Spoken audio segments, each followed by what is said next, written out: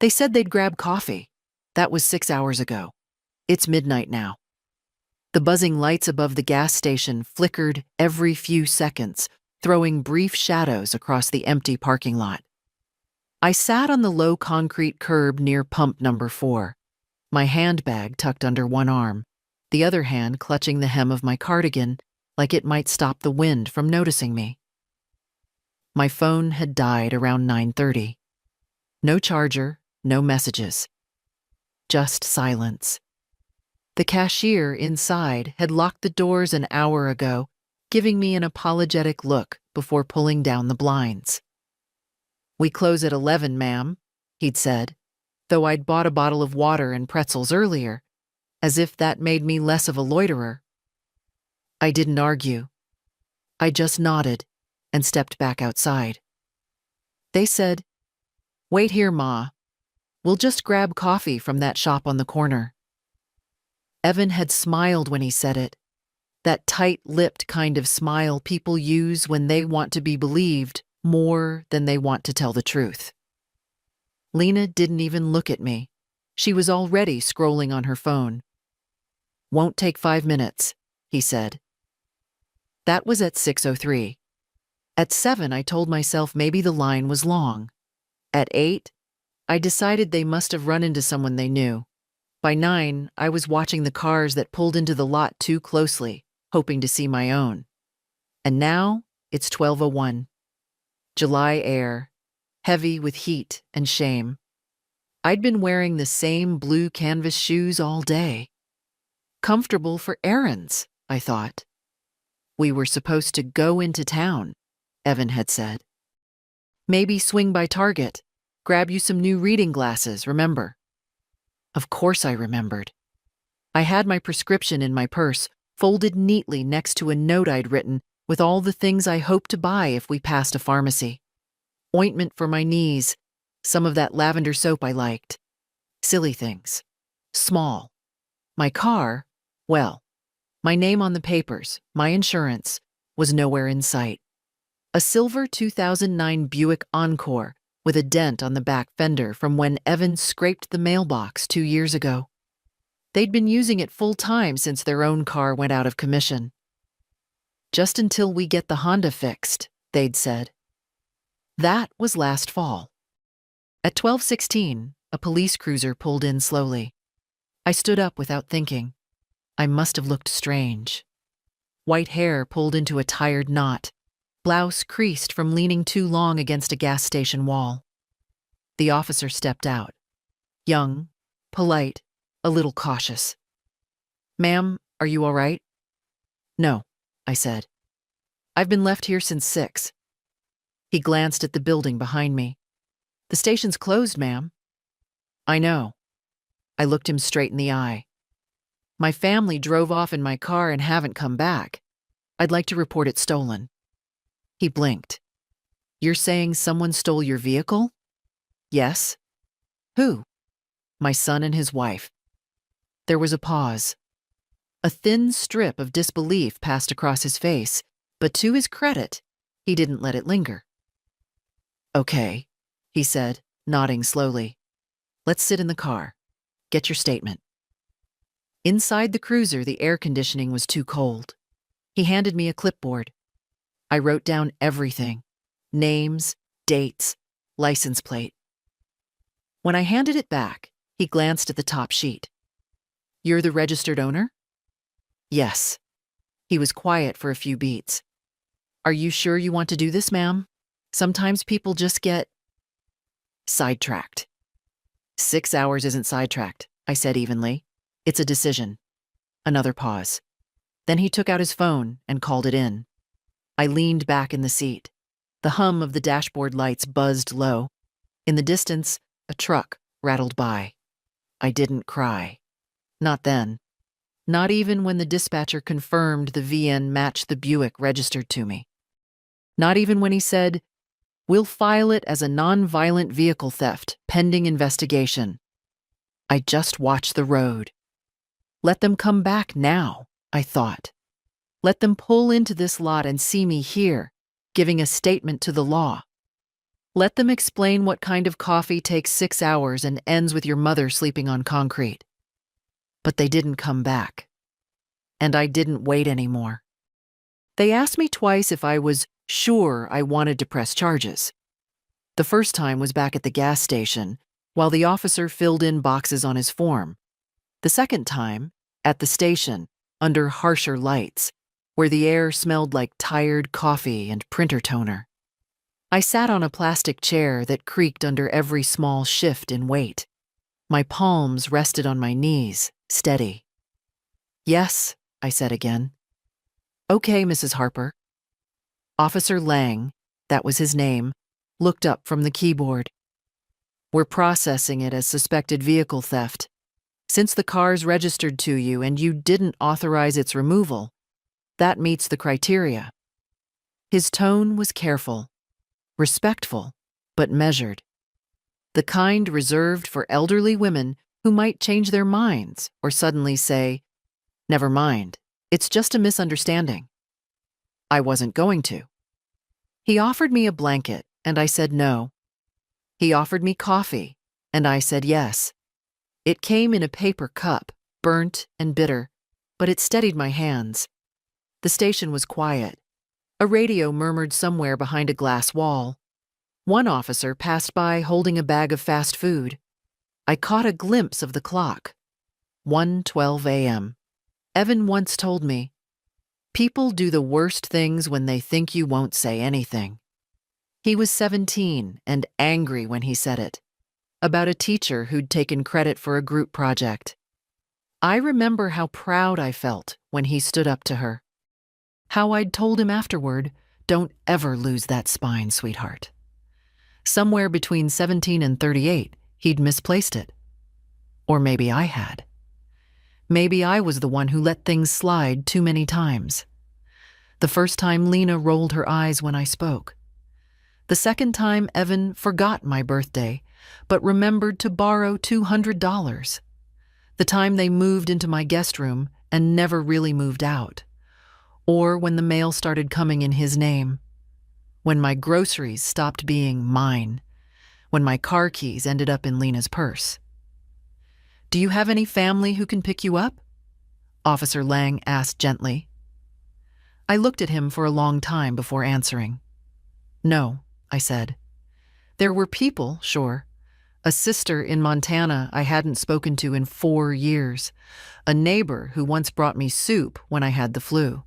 But no one I could call at 1:30 in the morning without apologizing 10 times.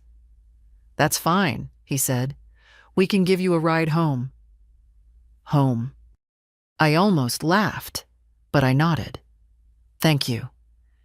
The drive back to Desert Hollow Park took 20 minutes. I sat in the back of the cruiser, silent, watching the familiar stretch of Route 17 pass by in reverse. Cacti, billboards, the old pawn shop with the flickering neon ring. It was strange how the road looked different now, not dangerous, just unfamiliar. Like something I used to know by heart, but now had to squint to recognize. Officer Lang parked by the side of the trailer. "Would you like me to check inside first?" he offered. "No," I said. "It's just dusty." And it was. Dusty and quiet and unchanged. I unlocked the door and stepped inside. The air smelled like mothballs and dry curtains. I hadn't been here in over 2 weeks. They'd insisted it was better if I stayed with them. "Closer to town, Ma," Evan had said, "and the AC works better." What he meant was, Lena doesn't like driving out here.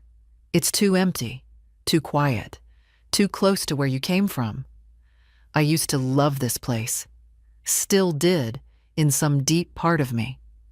My trailer, narrow but neat, with a little porch and a swing that creaked when the wind got strong. Photos on the fridge. Evan as a toddler in cowboy boots. Me and Robert on our wedding day. The diner we ran before he passed. Robert would have known what to say. He would have been furious. Or calm in that dangerous way he had. Quiet, but sharp. He used to say, Being good to people doesn't mean letting them steal from you. I sat on the couch and kicked off my shoes. The silence wasn't oppressive. It was clarifying. I got up and opened the old tin box on the shelf, the one where I kept all my documents, deed to the car, my will. The power of attorney I'd signed 2 years ago when Lena said it would help with taxes. I started reading. By 3 a.m., I knew 3 things. The car was legally mine. No shared title, no lanes, no excuses. The power of attorney was revocable. I just had to go to the bank and request it. I had let myself believe that kindness would buy me loyalty. It didn't. I called the bank. Left a voicemail on the emergency line. "This is Jean Harper. I need to revoke a power of attorney first thing tomorrow. Please confirm." I left my number. My voice didn't shake. Then I turned off the lights, crawled into bed with my jeans still on, and stared at the ceiling. Outside, the desert wind picked up, rustling the dry brush around the trailer. Somewhere in the distance, a coyote cried out. I closed my eyes and waited for morning. By sunrise, I'd already cleaned the kitchen, scrubbed the bathroom sink, and reorganized my medicine drawer. Nerves do that to you. Turn time into movement. At 6:42, the bank called back. "Mrs. Harper, this is Jessica from Desert First Credit Union. I received your message regarding revocation of power of attorney. Are you available to come in today?" "I'm on my way," I said. I dressed in my old beige slacks and a crisp button-down blouse I hadn't worn in years. Not since Robert's funeral, maybe. I added a brooch he'd given me, a small silver bird with a blue stone for an eye. I don't know why. It just felt like the right thing to wear when you're going to take your name back. The bank sat on the corner of Copper and Main, one of those buildings trying too hard to be modern. All glass panels and sterile lighting. I walked in at 8:02, right after they unlocked the doors. Jessica was young, maybe 30, with a sharp ponytail and long nails that clicked gently against the desk as she typed. "Let's go over everything," she said, offering a patient smile. "You had previously signed over financial access to your son, Evan Harper, correct?" "Yes," I replied, "but I'd like to cancel that. Today." "Of course," she said. "I'll just need you to sign here and here." Her printer hummed. I signed my name with a pen that felt heavier than it should have. "And now," I said when she was done, "I'd like to remove him as a joint user from my accounts. I want full control reinstated." Jessica hesitated, just for a second. "Are you sure, Mrs. Harper?" I looked her dead in the eye. "I'm sure." She typed a little longer. Then she slid a stack of papers toward me. "These will finalize it. Once they're signed, he won't be able to access your accounts, request transfers, or authorize payments." I signed every page. By the time I left the bank, the sun was high. The pavement shimmered like foil. I walked across the street to the diner. Not our old one, that closed years ago. This one was newer, louder, full of chrome and people too busy to look at you twice. I took a booth by the window, ordered black coffee and oatmeal. When it arrived, I pulled out my notebook and wrote 4 words at the top of a fresh page. It was never kindness. Then I wrote everything I could remember. Every time I said yes when I should have said no. The day I co-signed their lease. The week I let them move back in, just for a little while. The moment I told myself, it's just easier this way. When I was done, my oatmeal was cold. I didn't care. Back home, I checked the mailbox. A flyer for a real estate agent, a political postcard, a letter from Social Security, and a padded envelope. No return address. Inside was my spare car key. No note, no apology, just the key So they'd figured it out. I stared at it for a long moment before setting it on the counter. Then the phone rang. "Mom?" Evan's voice. Brittle, defensive, trying too hard to sound casual. "We were just about to call you. We had a situation yesterday." "You left me on the side of the road," I said flatly. "It wasn't like that," he replied. "Lena's mom had an emergency. We had to drive out." "You could have come back. You didn't." He went quiet. "I reported the car stolen," I continued. "The police have your names. They know you took it." "Jesus, Mom." Now his tone cracked. "Do you have any idea what kind of trouble this could cause me at work?" "Oh," I said. "So now we're worried." "Come on," he said, trying to pivot. "We were just confused. It was a miscommunication." "No, Evan. It was a decision." Silence again. Then, "Are you really cutting me off from the accounts?" "Yes." "And the house? The trust?" "I haven't touched the trust yet." I heard the breath hitch, the calculations running, the fear. "You're angry," he said finally, "but you don't have to blow up everything." "I'm not angry," I said calmly. "I'm awake." Then I hung up. The silence that followed wasn't heavy. It was clean, like a room that's finally been aired out after too many years. I stood at the kitchen sink and looked out the window. The backyard was mostly dust and stubborn weeds, but I saw a small bloom near the edge of the fence, something purple and defiant, rising out of nothing. I made a list. Call lawyer. Find new insurance company. Make appointment to get the Buick back. Look at used RV listings. The last one was written slow, deliberate, because if they didn't want me in their world, that was fine. I had roads, I had maps, I had time, and I had a full tank of gas. The lawyer's office hadn't changed in 20 years. Same cracked leather chairs, same dusty diploma on the wall, same faint smell of old carpet and lemon oil. But Harold Ellis looked older, thinner, less sure of his handshake. "Jean," he said, rising behind his desk, "you look, well." "I look like a woman who finally ran out of patience," I replied. He smiled, the kind that says he's heard worse in this room.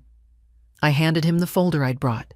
Inside, the power of attorney paperwork, the will he'd drafted for me 6 years ago, and a printout of my bank's confirmation that Evan had been removed from my accounts. He skimmed the top page. "You're revoking everything?" "Yes. I want a new will. I want Evan and Lena out of it, completely." Harold leaned back in his chair. "Any particular reason?" "They left me at a gas station," I said.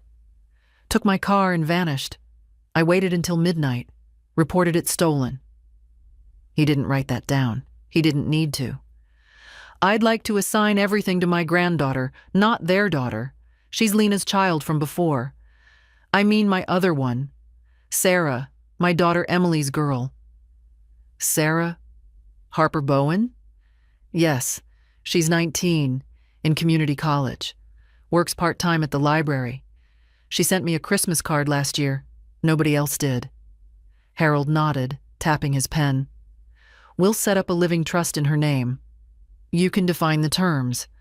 When she gets access, how it's used, full legal structure."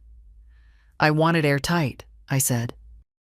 "I want Evan nowhere near it. No appeals, no revisits, no loopholes." "I can do that," he said. "But Jean, they're your family." "No, Harold," I said, soft but firm. "They were, until they made a different choice." He didn't argue. We spent 2 hours going over documents, changing beneficiary lines, setting up contingencies. I declined his offer of coffee. I'd brought my own in a thermos, like I used to when Robert and I came in to update our paperwork after the diner sold. Funny how easy it is to change your entire legacy with a signature. You just press a pen into paper and say, "This is mine, not yours." When we were done, Harold stood to walk me out. "I'm sorry it came to this," he said quietly. "So am I," I replied, "but I'm not sorry I'm doing it." Outside, the sky was blinding with sun. I slipped on my sunglasses, big ones, round, a little silly. Robert used to call them my movie star shades. I liked how they made everything look less sharp, less personal. Back at the trailer, I checked the mailbox again. Another padded envelope. Inside, the spare garage door remote, 2 house keys on a ring I'd forgotten even existed, and a sticky note that read, "We're sorry. We panicked." No signature, no return address. Just that. We panicked. I sat down at the table and laughed. Laughed hard. The kind that starts in your chest and rises up until it feels like it might carry you away if you let it. They didn't panic when they drove away. They didn't panic when they ignored my calls. They panicked when the bank called to confirm changes. They panicked when they realized I wasn't bluffing. At 3:17, the doorbell rang. I opened it to find Lena standing there. She looked smaller than I remembered. Not physically, just less sure of herself. Her hair was perfectly styled as always. Her makeup was flawless. But her eyes darted. "I know I shouldn't just show up," she said quickly, "but Evan's spiraling. He didn't sleep. He says you won't take his calls." "I won't," I said. She swallowed. "I think there was a misunderstanding." "No," I replied. "There wasn't." She blinked.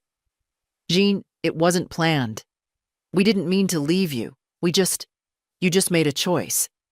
And now you're realizing it came with consequences." Her hands twisted in front of her. "You don't have to cut us off.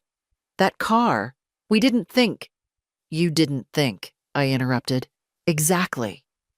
"I know I've never been your favorite," she said, voice tight. "This isn't about favorites," I said. "This is about decency." Silence stretched between us. Then she said it. The line I'd waited for, dreaded, expected. "You're still Evan's mother. You'll forgive him." I met her gaze. "That used to be true?" And then I closed the door. She didn't knock again.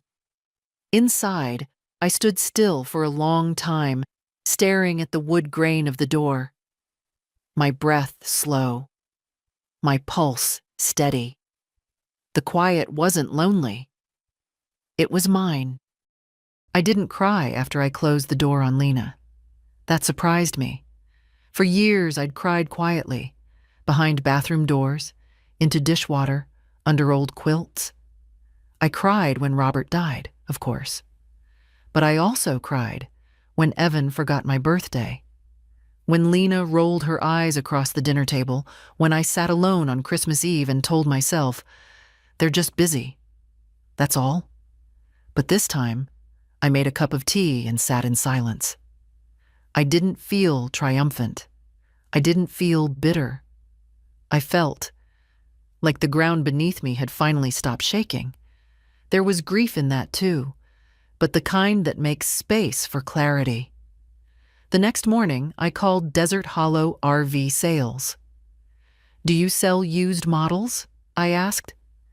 "Plenty," said the cheerful woman on the line. "What's your budget?" "Enough," I said. "I'm not looking for luxury, just something that runs, doesn't smell like mildew, and won't fall apart in the rain." She laughed. "We've got 3 that might fit the bill." I made an appointment for noon. Then I started packing. I didn't need much.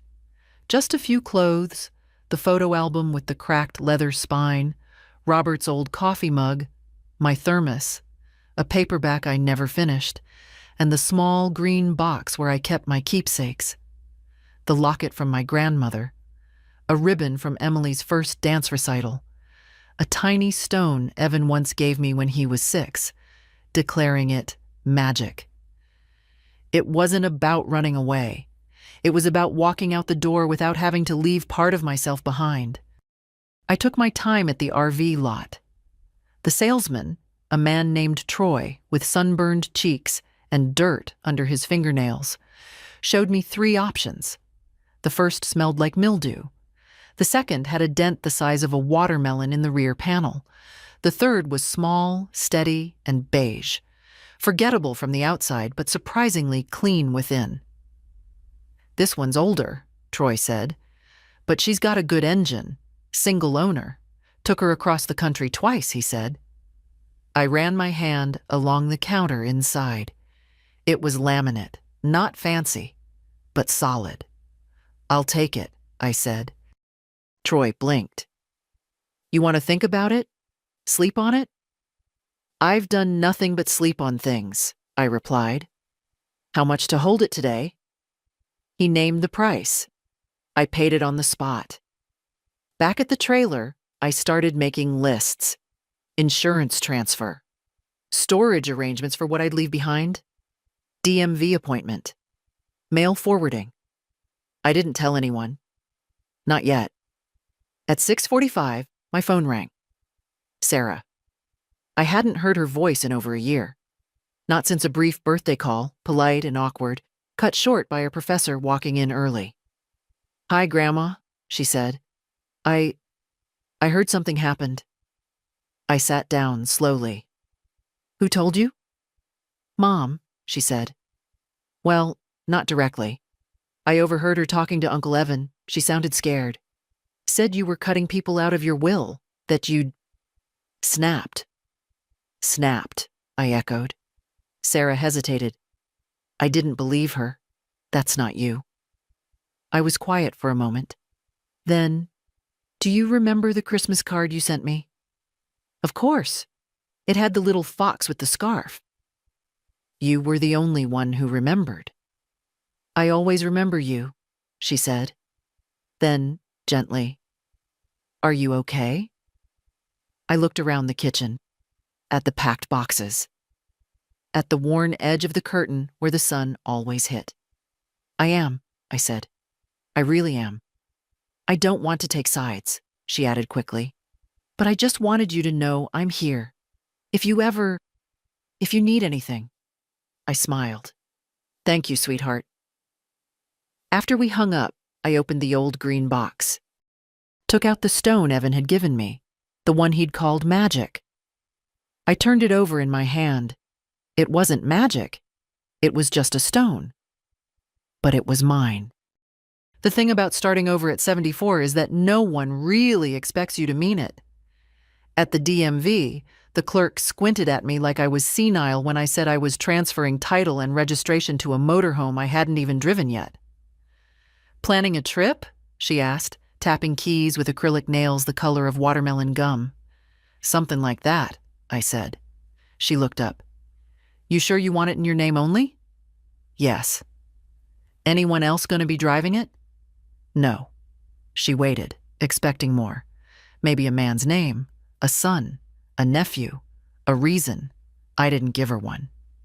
The next stop was the insurance office. I'd had the same agent for 30 years, Ben Ramirez, a man with a slow walk and a faster mind. When I walked in, he smiled like I was still the same Jean who used to bring him pie in late September. "Long time, Jean. What can I do for you?" "I need to insure a 2006 Coachman Freelander." His eyebrows lifted. "That's a motorhome?" "Yes." "Where you headed?" "Anywhere." He didn't press, just nodded and pulled up a new policy. While he typed, I studied the walls. Photos of other clients, people I'd known for decades, holding keys, smiling in front of new homes. My picture wasn't up there. I never asked why. Maybe I hadn't done anything worth framing. By the time I left, the Freelander had plates, insurance, and a name I hadn't told anyone yet. I'd written it on a Post-it and stuck it inside the glove box. Lark. Short. Unassuming. A creature that flies when no one's watching. That night, I stood in my old bedroom for a long time. It was cleaner than it had been in years. Nothing on the floor. The bedspread tucked tight. The air smelled like the lemon oil I'd used on the dresser. I pulled open the bottom drawer. At the very back, wrapped in flannel, was the sealed letter I'd written a year after Robert died. I'd forgotten all about it. I opened it. "If you're reading this, Jean," it began, "you're probably wondering what's next. You're stronger than you think. You've survived worse. The people who forget you now never really saw you. Do not be small. Do not settle." His handwriting, strong, looping, like his voice if I listened close enough. I refolded the letter, tucked it into my purse. Then I sat down at the kitchen table and wrote one of my own. "Evan, by the time you read this, I will be gone. Not in the dramatic sense. Just gone. On the road. In my name, in my vehicle, with my own hands on the wheel. I've spent years giving.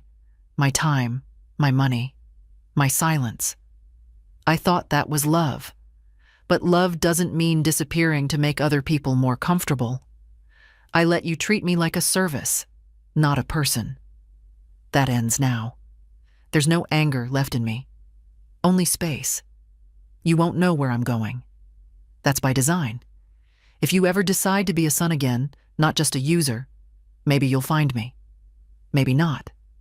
Take care of yourself. Or don't. I'm no longer responsible for the parts of you I didn't break. Mom." I signed it in ink that didn't smudge. Left it on the kitchen counter. The next morning, just before sunrise, I slid behind the wheel of Lark. The seat was high. The air smelled like vinyl and possibility. I started the engine. It coughed once, then roared. I didn't look back. The road out of Desert Hollow was long and flat, the kind of nothingness that looks like freedom when you've got nowhere to be. I drove with the window cracked open. Dry air poured in, hot and gritty, but it beat the silence. The radio worked, barely. I caught pieces of an old country song, then static, then a preacher's voice talking about sin and salvation like they were sold at the same price. By noon, I'd passed through 3 towns, none of which I stopped in.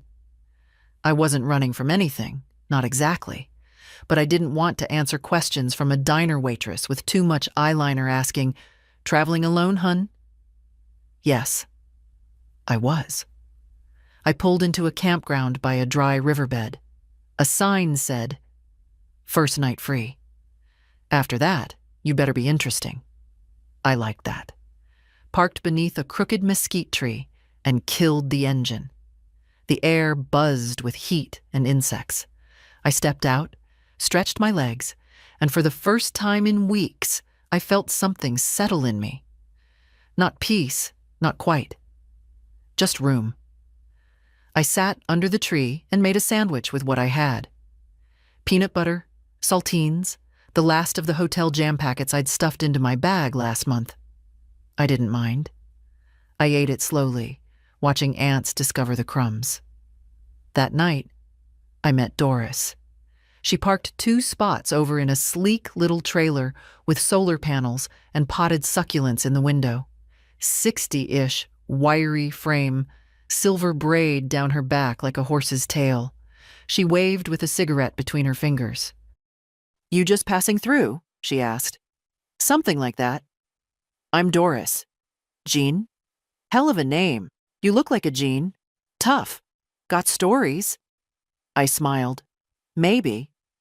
She came over later with 2 plastic cups and a bottle of something brown. We sat on lawn chairs under a sky that refused to end. "I left Bakersfield last year," she said.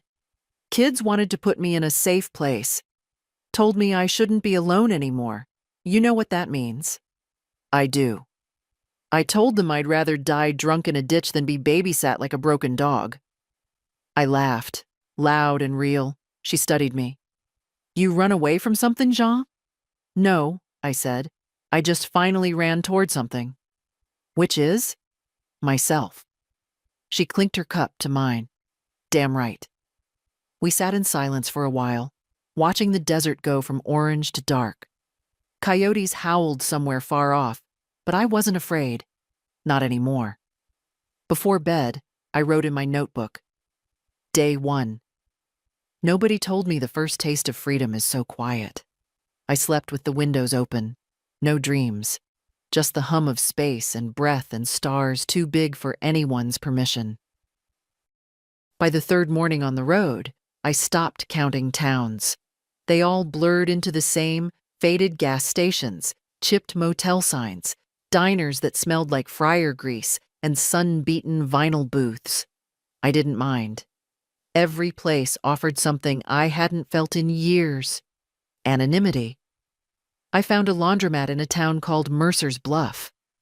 One of those storefronts with flickering lights and a bulletin board full of handwritten ads.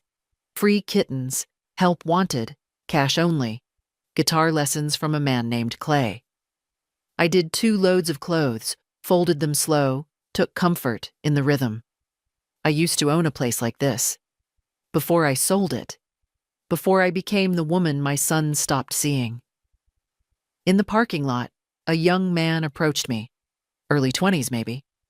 Baseball cap, dusty boots, a face too sunburned to be threatening. "Excuse me, ma'am," he said.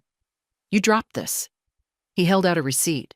Mine, from the machine inside. A silly thing. Still, I thanked him. "You driving that RV?" he asked, glancing toward Lark. "I am." "Alone?" "Yes." He nodded, slow. Cool. Not pitying, not condescending, just surprised. That felt new.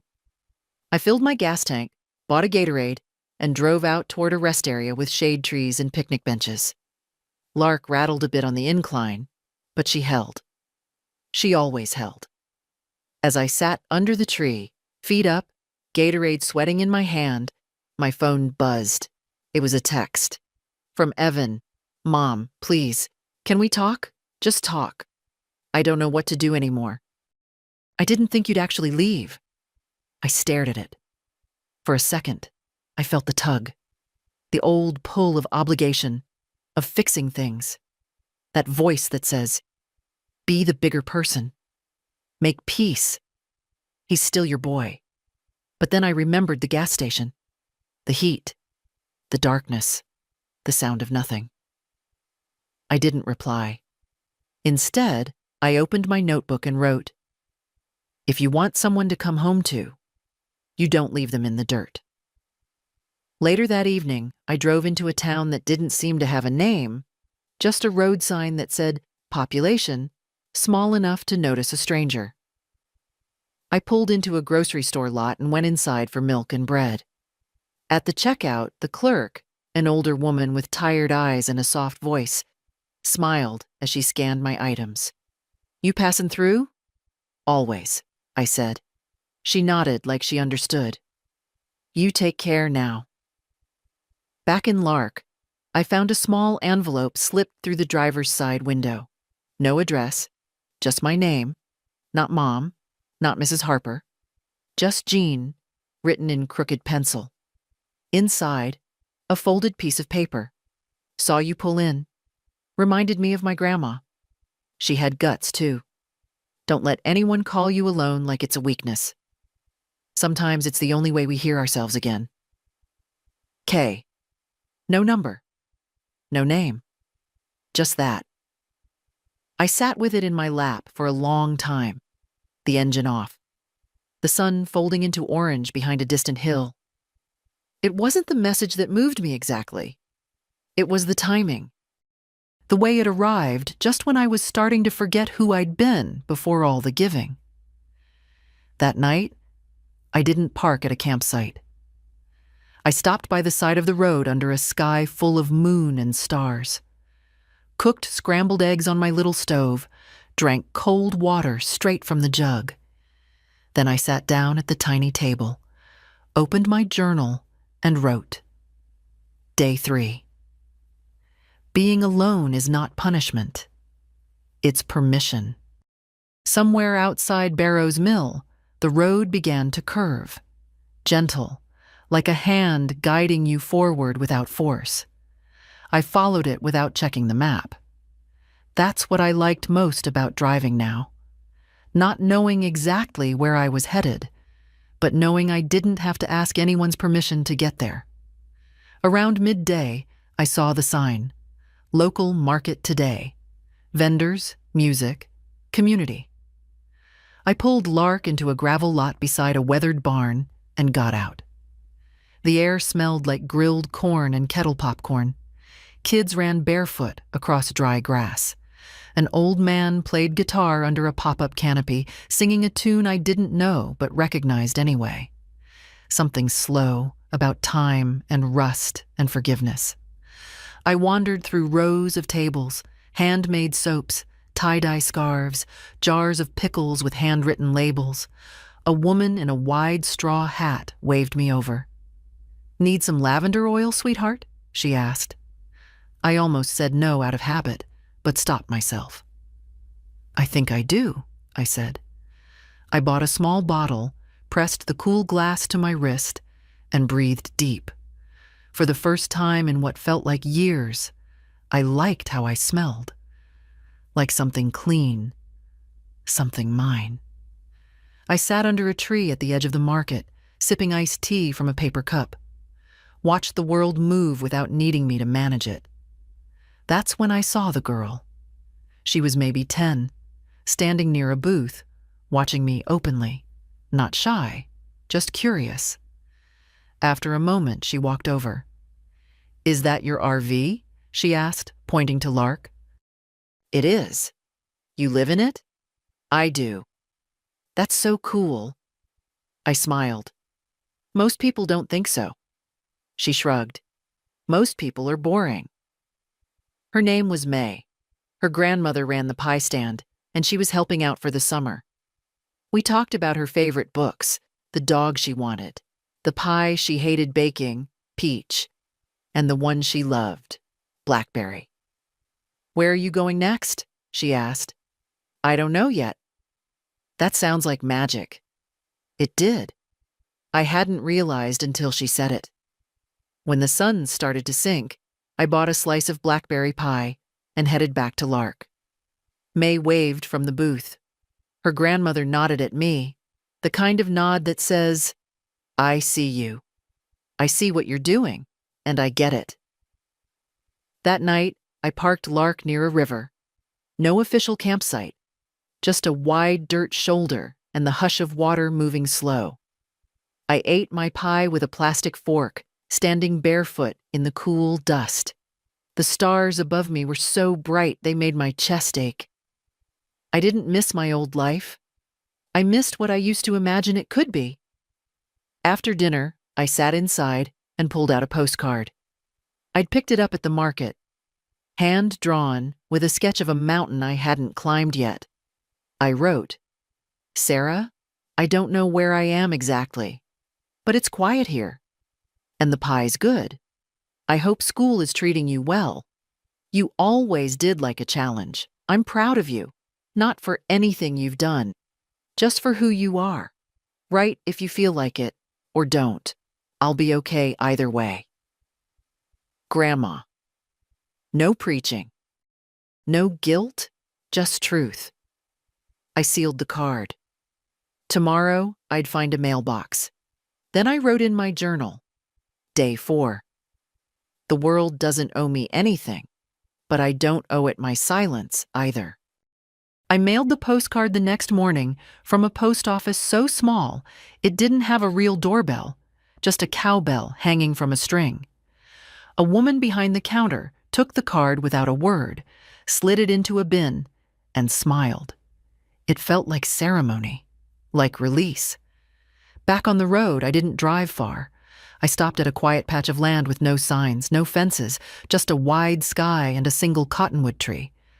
I parked Lark in its shadow and stepped out. The silence here wasn't empty. It was layered. Birds, breeze, my own breath. I thought of Sarah, of what she'd said on the phone. I don't want to take sides. She didn't have to. She'd called. That was enough. By late afternoon, the sky began to shift. A storm, high and fast, swept over the horizon like something remembered. I stayed inside Lark, watching the rain streak the windows. It didn't scare me. I liked hearing something stronger than my thoughts. I made soup, wrote in my notebook, read the last few pages of the novel I'd brought. Then, as the storm faded, my phone buzzed. Another message. This time, from Sarah. "Hi, Grandma. I got your postcard. Thank you." I read it twice. Maybe more? I'm not sure what to say, except I think I miss you. Can I see you sometime? You don't have to answer right away. Just think about it. I'll wait. I reread it 3 times, each time slower. There was no pressure in her words, no guilt, just hope, sitting quietly in a sentence. I didn't write back that night. I didn't want to rush. Instead, I made tea. Opened the green box again, the one with all my little keepsakes. Inside, beneath the locket and ribbon, was a photograph I hadn't seen in years.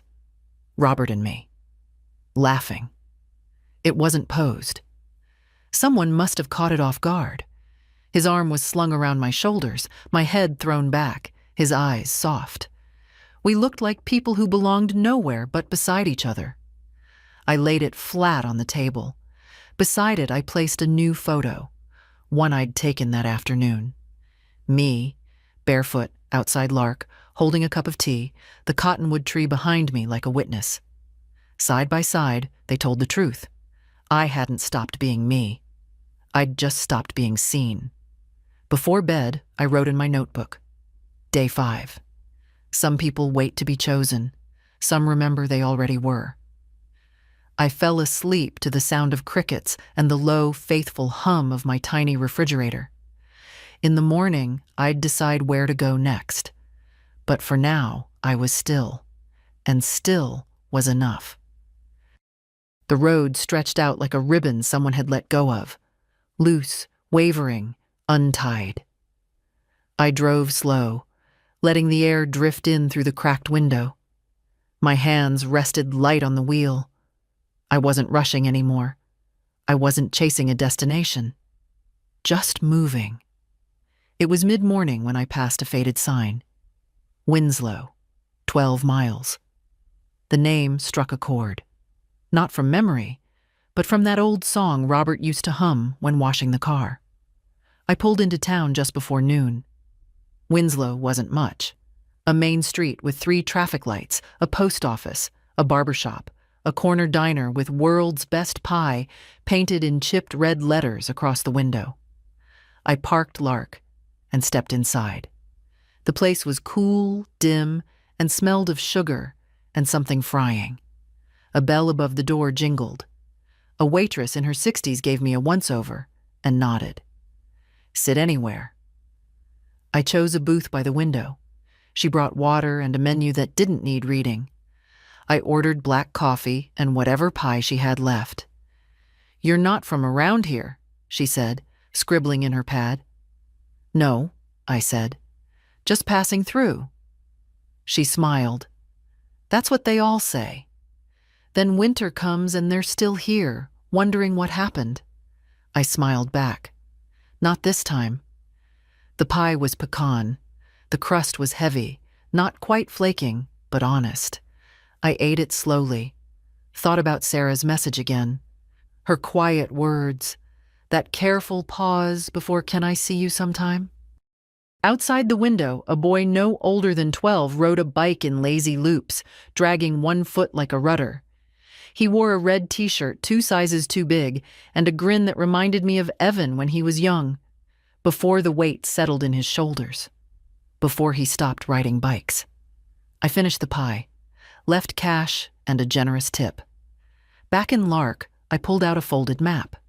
Not a GPS, not an app. A real paper map, creased and worn, the kind that unfolds your memory right along with the road. I circled 3 towns I'd heard about from strangers along the way. Places with rivers, with music, with the kind of quiet that doesn't swallow you. Then I drew a 4th circle, not far, a detour, a town near Sarah's college. I didn't plan to stop. just to pass through, see the campus, know the geography of where her voice lived. The drive took most of the afternoon. I kept the radio low, blues and static, old voices crackling in and out. It suited me. When I reached the outskirts, I parked by a wide public park and walked. The grass was green and patchy. Students sprawled on benches and picnic blankets, their laughter easy, forgettable. It didn't sting. It soothed. I found a bench, sat, watched the sun tilt toward evening, and then, without meaning to, I dialed her. Not text, not email, her number. She picked up on the second ring. Grandma?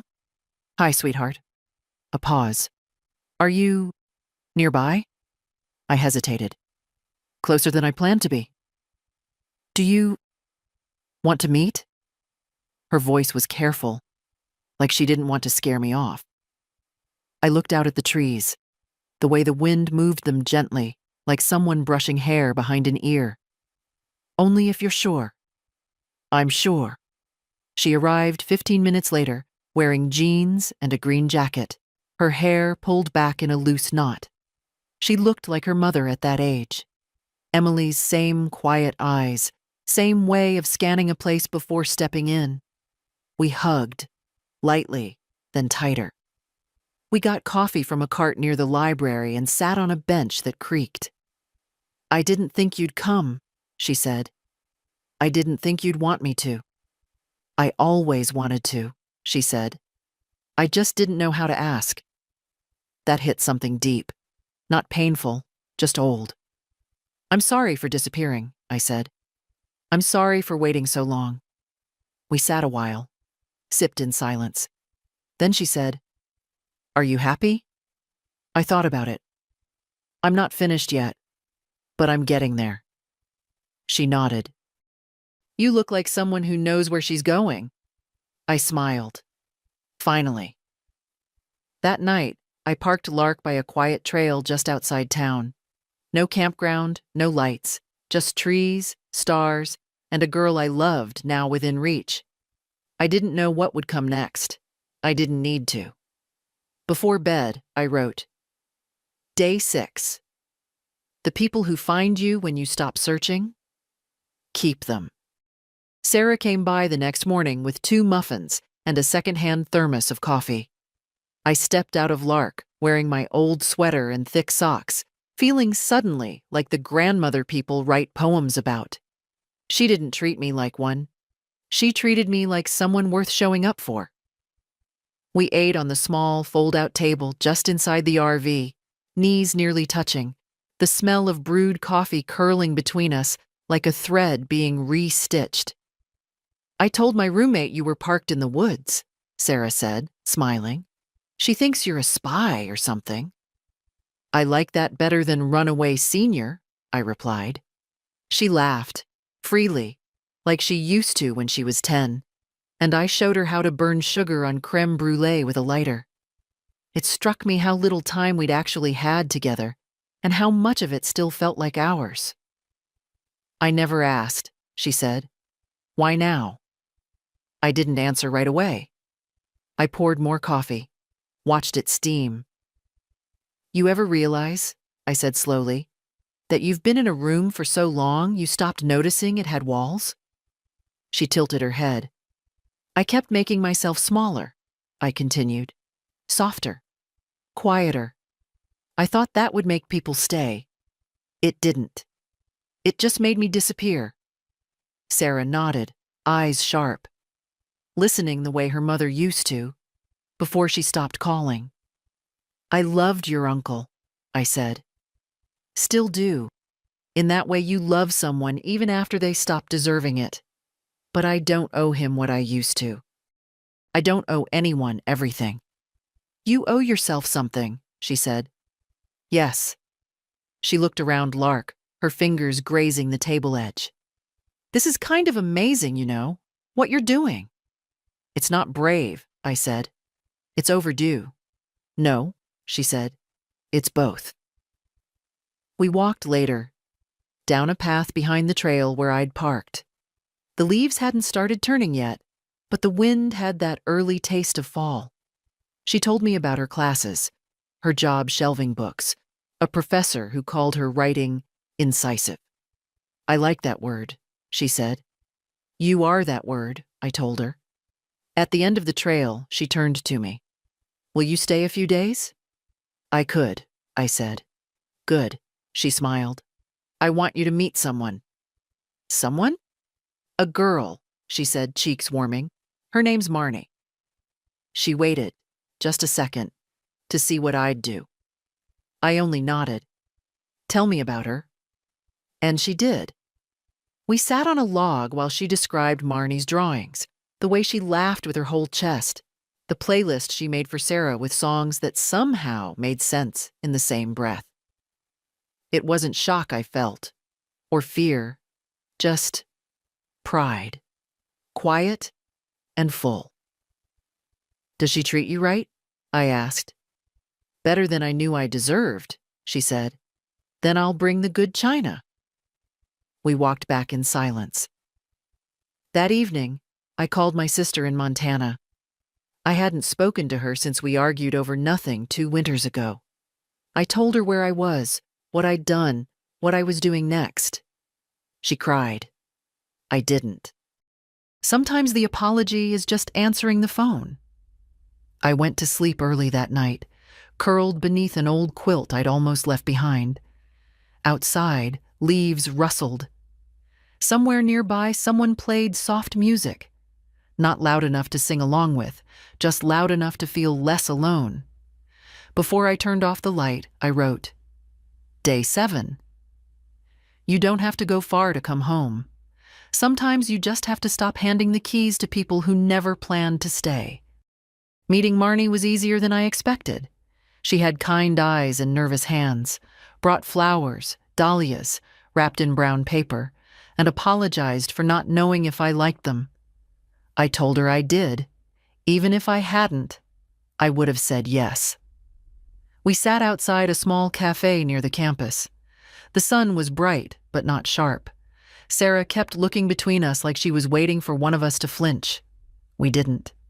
Marnie told me about her art, her part-time job at the bookstore, the way she and Sarah had met in a class neither of them wanted to take. Accidental blessings, she called it. She made Sarah laugh. Not the polite kind, the belly-deep kind that shakes loose something old. I liked her. More than that, I trusted her. Sarah had someone who saw her. Later, I walked with Sarah back to the lot where Lark waited under a thinning tree. We stood there for a minute, both unsure if it was a goodbye. I don't want to keep you from the road, she said. You're not. She looked down. It's weird, knowing you're out there somewhere, that you could be in Oregon next week, or Idaho. You say that like it's a bad thing. No, she said. It's kind of beautiful. I gave her the small box I'd brought out of the RV. Inside, an old necklace of mine, the tiny silver bird Robert once gave me, and a note written in the same hand I used to leave on napkins in her lunchbox. You don't need to follow my path. Just don't be afraid to leave the ones that shrink you. She read it silently, folded the paper, hugged me tighter than I thought her frame allowed. When she left, I didn't cry. I just stood there for a long time, hands in my pockets, heart still warm from something that finally didn't need fixing. That night, I drove west. Just a few hours. No map, no plan. I parked near an old fire road where the trees arched above like cathedral bones and the stars blinked between them like they were listening. I made soup. Played a cassette I'd found at a gas station rack labeled $1, no refunds. It was gospel. Out of tune, full of scratches, but honest. And then I did something I hadn't done in years. I danced, alone, barefoot on the cool vinyl floor, hands lifted without shame, hips loose like they still remembered youth. It didn't matter that no one saw me. What mattered was that I did. When I finally sat, breathless and grinning, I pulled out my notebook. Day 8. If you're lucky, you'll remember who you were before they convinced you to forget. And if you're braver than lucky, you'll let her out again. I left the light on that night. Not because I was scared, because I wasn't. A week later, I woke in the mountains to the sound of frost cracking beneath a deer's hooves. The air was sharp, not painful, just honest. It reminded me I still had skin, still had breath, still had the kind of body that could feel. I made coffee on the little stove and drank it, standing outside Lark, watching my breath curl into ribbons. The deer watched me back from a distance, calm but alert, like we understood something about each other. By noon, I'd made it to a valley town whose name I never caught. Just a post office and a co-op grocery, a woman selling pottery off the back of a truck. I bought a mug the color of moss, paid in cash. She handed me change and said, "You look like you've been somewhere." I smiled. "I've been everywhere I wasn't supposed to be." She didn't blink, just nodded. That's the good kind. I drove another hour after that, stopped for gas, ate canned peaches by the pump. No one rushed me. No one asked what I was doing. That was the gift of being older. Invisibility when you want it, and just enough weight when you don't. Back on the road, I thought about Evan. I hadn't heard from him since the last message, the one where he said he didn't recognize me anymore. I didn't reply. I didn't need to. He was right. I wasn't the woman he'd known. I was the one I'd been before I started sacrificing her. At the next town, I found a library. Walked through the quiet halls, let my fingers trace the spines. I borrowed one book, Travels with Charlie, Steinbeck. I'd read it decades ago, but it felt different now, like a conversation I was finally ready to have. In the back of the library was a bulletin board covered in notes, looking for part-time work. Free piano, you move it. Writing group. Sundays, no egos. That one caught my eye. I took a photo. That night, I parked by a river with no name and read the first 20 pages of Steinbeck under a blanket. He talked about motion as salvation, about solitude as restoration. I underlined a passage in pencil. We do not take a trip takes us. I closed the book and stared out at the dark water. Somewhere across it, someone had built a fire. I saw the glow, heard laughter, faint but sincere. I didn't feel alone. I felt like I was part of something I didn't need to own. The next morning, I made pancakes from a mix I'd found in a dusty store. Burned the first one, ate the second with honey and butter, wrote a postcard to Sarah. Still out here, still choosing every turn. You were right about Marnie. She's a bright one. Hold on to her and to yourself. I don't know when I'll be back or if I ever will in the old way. But I'm not lost, just further than I've ever been allowed to go. And it suits me. I didn't send it yet, just kept it in the drawer. Some truths need to steep a little. Later that day, I took out Robert's photo. Not to cry over, just to check in. I laid it beside a new one I took of myself by the river, laughing with syrup on my chin, wind in my hair. And for the first time, I saw it clearly. He would have loved this version of me. Not because I was wild, but because I was whole. Not because I'd moved on, but because I'd finally come back to the woman he fell in love with. Before the compromises, before the politeness. Before I gave away everything just to be tolerated. I fell asleep early that night, with the book still open on my chest, and the soft rustle of water carrying me somewhere unnamed. Before the light went out, I wrote, Day 9. You don't have to be forgiven for becoming yourself. You just have to stop apologizing for the years you weren't. The last stop wasn't planned, but none of them were, really. I was following the edge of a lake, not looking for anything, just driving the way you do when the road feels like the only place you can think clearly. That's when I saw the sign. Flea Market Saturdays. Old fairgrounds, rain or shine. It was Sunday, but something made me pull in anyway. There were only a few tables left, the kind run by people who didn't mind being late to pack up. A man sold rusted tools beside a woman with a crate of worn paperbacks. Kids chased each other between rows of tarnished cutlery and mismatched buttons. I walked slow. No purpose, no hunger. Just a strange sense that I needed to witness something here. That's when I saw it. A table near the back, covered in old postcards. Hundreds of them, sorted by color, not location. Pale blues, browns, sun-faded reds. I picked one up, a photograph of a wide highway, empty but waiting. No message on the back, no stamp, just blank space. The woman at the table looked at me like she knew something. "Lost or found?" she asked. I blinked. "Excuse me?" "People buy these when they're looking for something," she said, "or when they've just found it." I didn't answer, just smiled. Bought the card. Back in Lark, I sat at the little table and looked at it again. That road, that sky, that strange, quiet invitation. I flipped it over and wrote just one sentence. I am not angry anymore.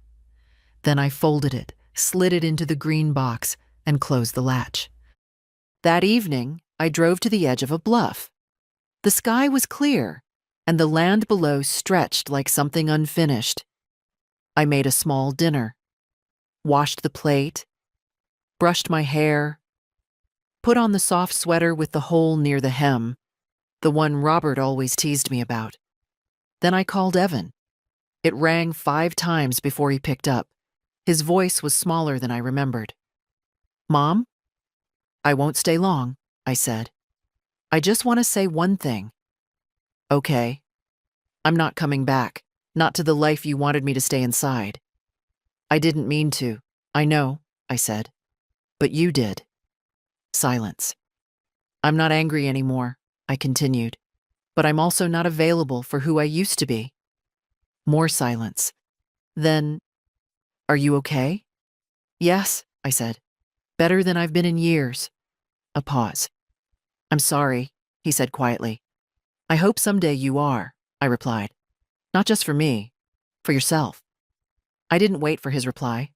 I hung up, gently, like setting down something too heavy to carry any further. Then I stepped outside. The air was cold, but not cruel. The sky was every shade of dusk. I stood on the bluff and let the wind wrap around me like a coat. My hands didn't tremble. My breath didn't catch. I was here, and it was enough. I didn't need applause or forgiveness, or to be remembered by anyone who'd tried to erase me. I had my keys. I had my name. I had a road still left to drive. Inside, I opened my journal one last time. No date, no number. Just this. There is no age where you stop deserving to be whole. No silence deep enough to erase the sound of your own voice when it returns to you. They don't have to understand it. You just have to live it. If you're reading this, maybe it's time. Start the engine. Let them wonder where you went.